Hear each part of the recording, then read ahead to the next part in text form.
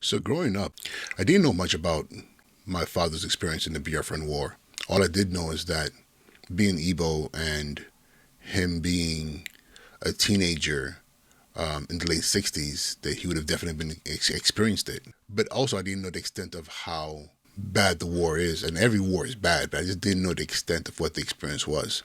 It wasn't until I was much older and actually in college that I started to come across articles in the archives over at University of Rochester.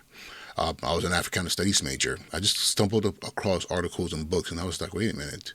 This is the war that I've always heard of that happened in the late 60s. And when I saw the graphic nature of what happened and the starvation and that almost 2 million people were killed and 100,000 children starved to death, it gave me a whole different perspective of on my father. And even doing the math right now, my father is 70 years old, and which would have made him about 14 years old when the war started. It wasn't, and it's funny because I was assumed that he was just a child who experienced the war, but I didn't realize he was actually a soldier at 14. I knew he fought in the war, but I didn't know how old he was. So yeah, he was 14. He was 14 when the war started, and about 17, 18 when the war ended.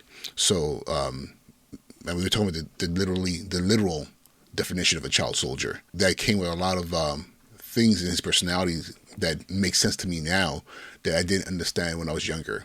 PTSD is real, trauma is real, and you can. It lingers on you for a very, very long time because it's psychological, and he definitely went through his traumas and definitely saw the results of those traumas.